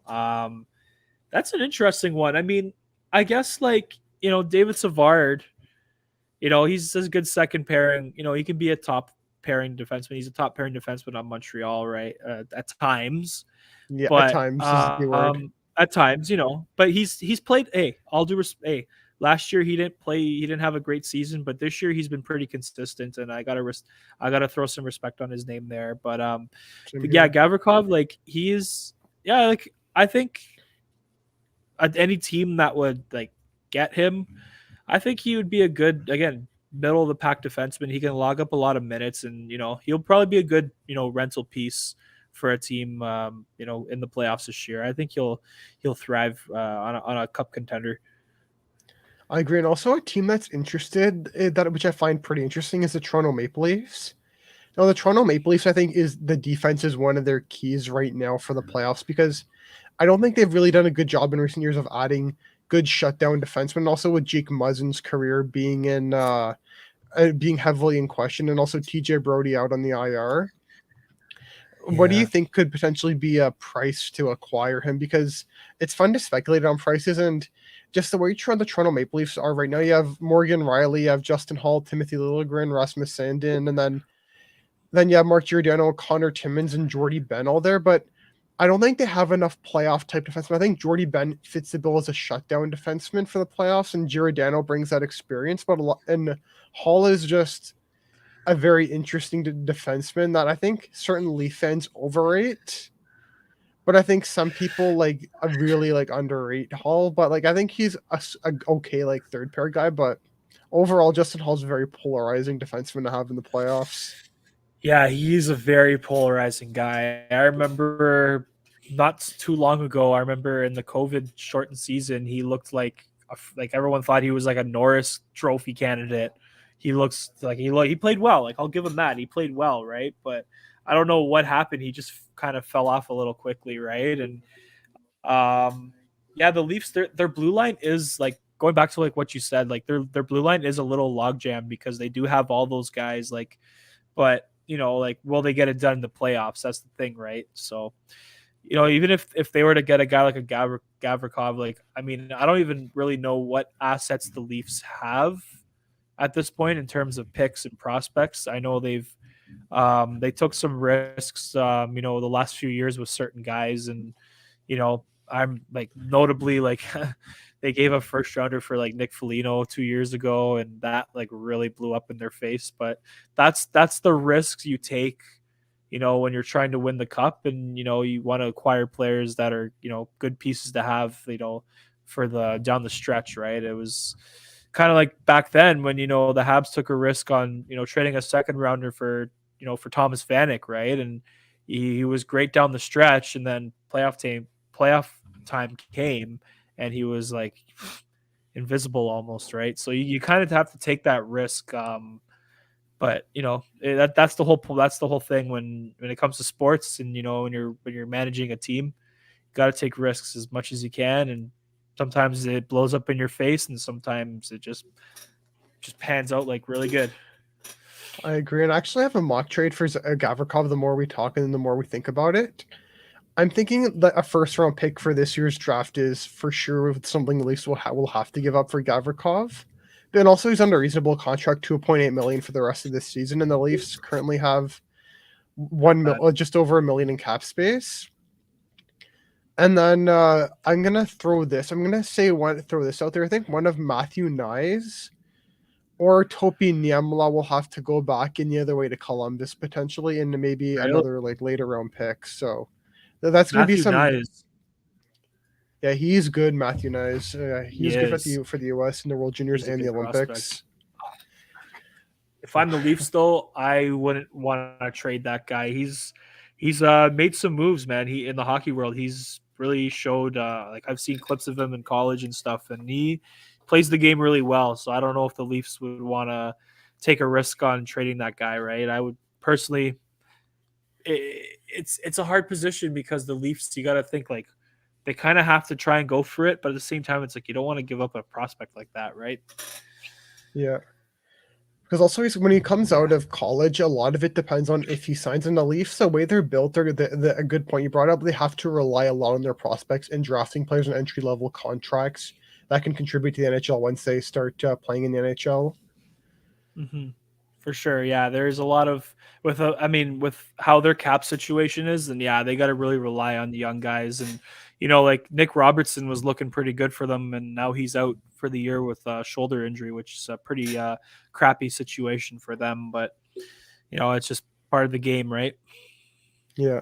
But I do want to give credit to the Leafs for the goaltending this year. Matt Murray and Elias Samsonov have both had a resurgence, but something that I want to speculate on is who you think is going to start for them in the playoffs. I'd say it's Matt Murray because he has that playoff experience, but I wonder if they start one and then give the other a chance if things aren't going as well in the playoffs. It's just an interesting thing to speculate about. That's a good point. I really think just because of Matt Murray's resume and what he's done, I think he'll definitely get the starting job. Obviously, winning back-to-back cups with Pittsburgh, right? That's like I think the just by instinct, I think you would trust him. All due respect to Samsonov, he's been a great story for the Leafs this year, but you kind of have to go with your instinct on that one and go with like what history is shown, and you got to go with Matt Murray on that. I agree. And I just want to switch gears here for a second to something that I guess we could say we're pretty passionate about. I mean, a lot of people don't care about this game, but you know what? As hockey fans, we all love it. It's the one time of year where we have some influence. And it appears this year we didn't have much of an influence on it. The All-Star game. Oh. Yeah, a lot of people aren't very happy about the All-Star lineups. Yeah, let's look at this here. Yeah, Johnny Goodrow, yeah, Panarin. Yeah, wow, Crosby. I'm surprised Crosby usually opts out of the All-Star game. I'm kind of surprised about that one. Yeah. And I think Obviously, also because Ovi's of a lot. injuries as well. Like injuries Yeah, has true. prevented him in the past. Yeah. Yeah, true. Um, yeah, I mean that Metropolitan Division looking pretty strong. I'm not too crazy about the Atlantic, but that's just my Let's see if I can pull up the Atlantic. opinion. Yeah, here Oh it yeah, is. Okay. yeah. Linus Solmark, Pasternak, Tage. You got Dylan Larkin. You got the Kachuk brothers. That's actually going to be kind of cool. I might have It to is retract my statement. them out there for the Yeah. same 3-on-3 unit would be sick. Oh shit, that's going to be awesome, actually. And you got Kuch and Vasilevsky. Those guys are locks usually, right? But Yeah. yeah, actually, you know what? I might have to. Sorry, guys. I think I'm going to retract my statement. I think it's looking pretty nice too. A lot of people I know wanted Cole Caulfield. All of us were trying to get Cole Caulfield in the All-Star game, and we were on Twitter. I remember I was tweeting it a bunch, but obviously with the shoulder injury, it's going to have to wait another year, which is okay. Kind of going back into like you were saying about like a lot of people aren't crazy about the All-Star game. Like for me, the actual game itself is just like it's literally just like shitty, right? It's like the shitty I play at my public rink. Like it's just whatever, right? But for like the skills competition, I love that stuff. I love the skills competition. Like I love that they try to use that to like really grow the game and like you said, like show a little bit of influence and kind of like, like there's been some all-star games where, like they've just been really fun. Like, the John Scott, the 1 year. And then I think that same, that same all-star game was when PK Subban wore the Yager jersey and the mullet and did like all that It stuff. was.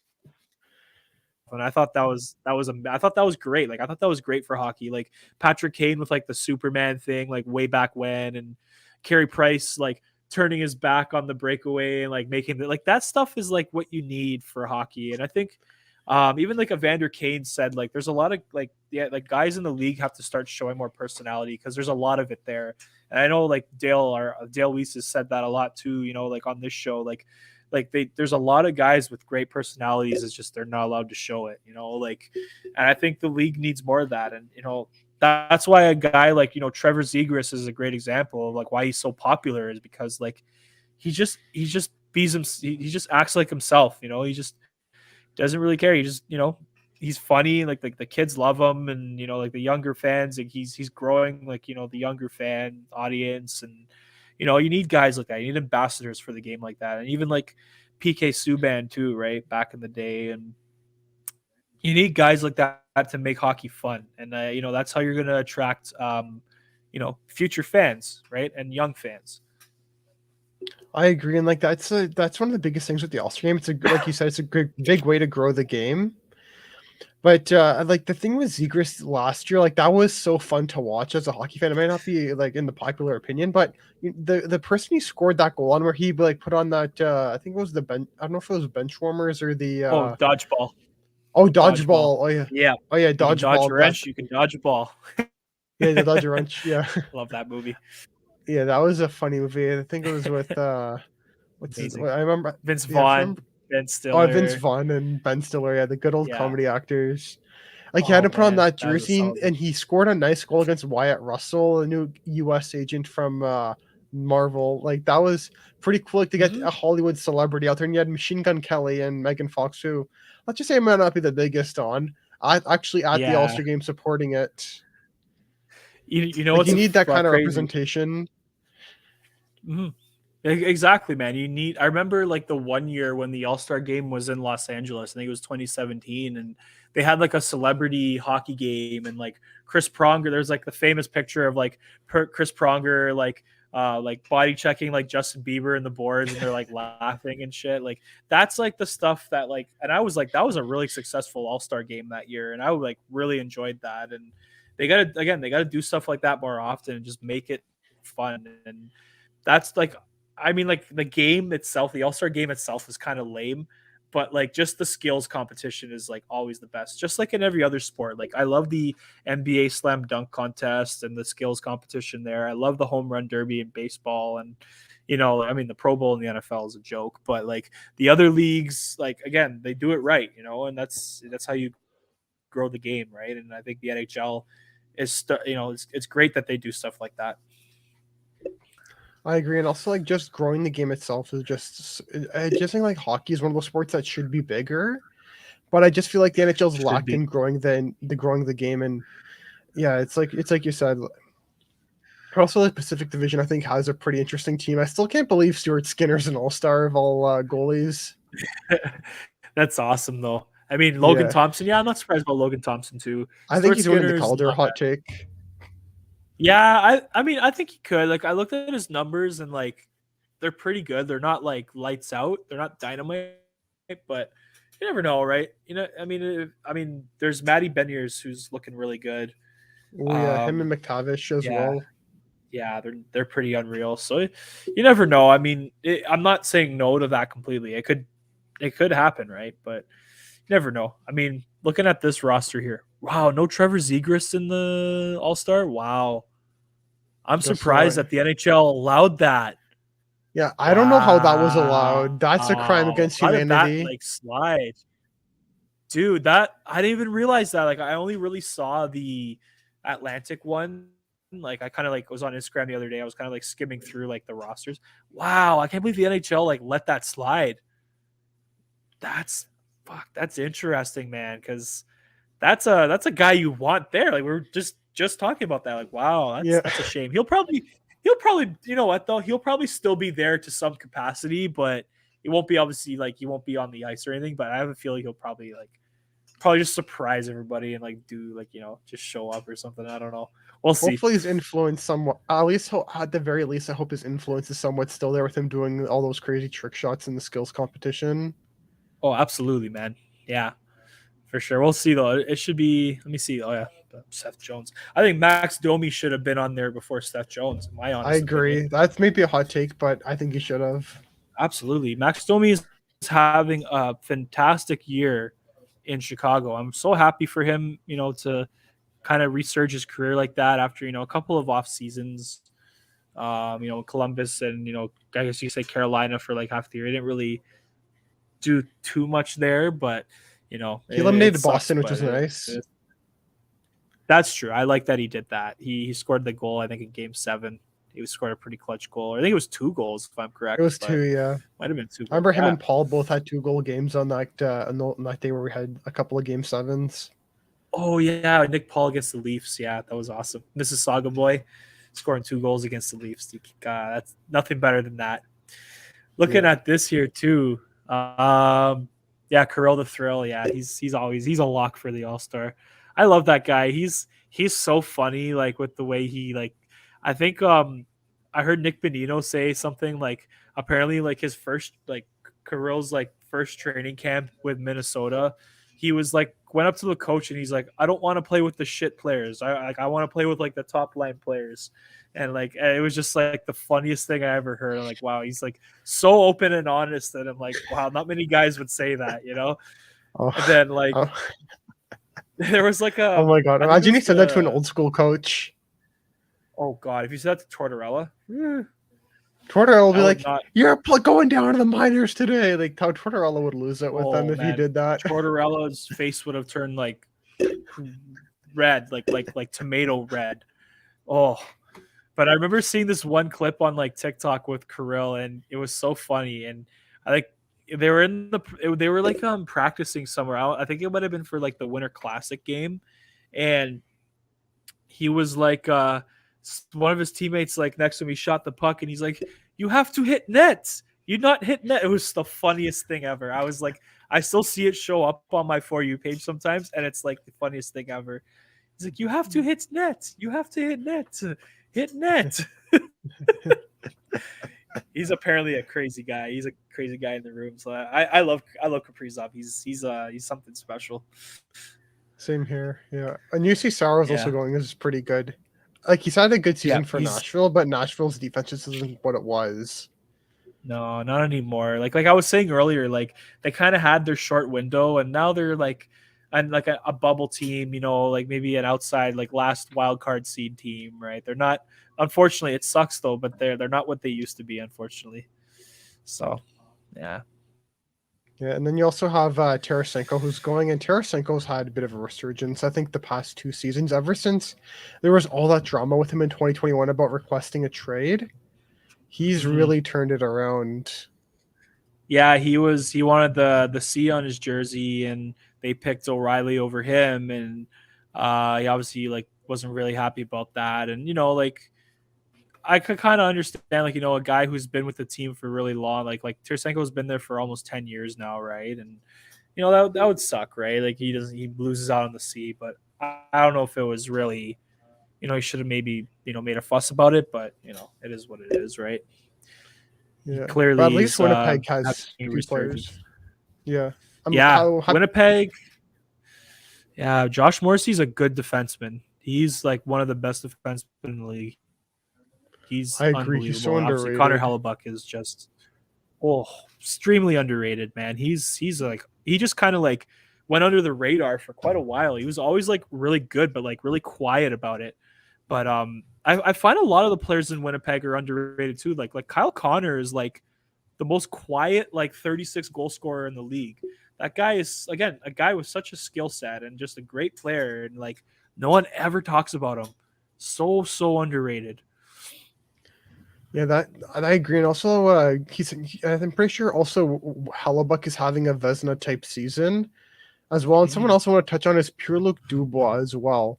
He is over a point per game this season. Like that is, yeah, he's having a really good year this year, and not many people I find are talking about it enough. Yeah, like I've heard like I've heard things about Pierre-Luc Dubois, but like, man, I had no idea. Yeah, holy, he's got 20 goals, 30 assists, 50 points in 48 games. How do you feel though, Damen? Would you want the Habs to sign him whenever he becomes a free agent, assuming he doesn't sign long term in Winnipeg? I would love to sign him, but I think it would have to be a case similar to Claude Giroux, where the team is ready to contend again. Something along Yeah, those lines, I'm assuming. I just really badly want him, but I don't want to throw like more or throw the kitchen sink or mortgage any of the future for him though, because we still have a bright future. But the agreed. way I see it as a Habs fan right now is we can't really just assume he's coming. We have to. There is a desire that of his that he wants to come, but we have to make him want to fulfill that desire and say, you know what, I want to play here. And potentially for the future, have Suzuki as a number one seed, Dubois as a 2 seed, or vice versa. And then you could have Mhm. Owen back or Riley Kidney or Jake Evans if he's still here. Like our center depth in a few years, if Yeah, he comes, is going to be so nasty. yeah, it's gonna be nice. Like, um, again, we'd have to have something like to provide, right? We'd have to have like like a team that's ready to like make some noise, right? I don't think he'd again, he's a free agent in 2 years, right? And to that, well, less than 2 years, sorry. So you never know. Like if the Habs are in a good spot and a year from now, a year and a half from now, when free agency is, or whenever he is a free agent, I think it's 2024. They said. Um, I'll check but right whenever now. that time is, yeah, you're gonna check right now. Okay. But yeah, guys, if the Habs are in a better spot a year or He's two an years from now, RFA. whenever he's a free agent, He's an RFA, and then I assume I think he oh, he's has. an RFA. He's probably he has an RFA, but I think in two more seasons, if he plays for at least 2 more seasons, or because I gets a 2 year extension in Winnipeg, he's probably gonna eventually Uh, walk as a UFA. Probably, yeah. So whenever that time comes, um, I'd take him in a heartbeat. With the way, obviously, with the way he's playing this year, it's like he's lights out. So I'd take him. If they have room for him, great. If they can make room for him, that'd be great too. But you just got to see where the team's at, when the time comes. I agree. And since we're approaching the end of the show, is there anything else you want to touch on before we start logging off here? Um, just want to say, thanks everybody for joining us tonight. Whoever watched, don't forget to like and subscribe to our channel here. We'll be, this coast to coast segment will be providing weekly content. We're going to try to keep it consistent, do it on Monday nights,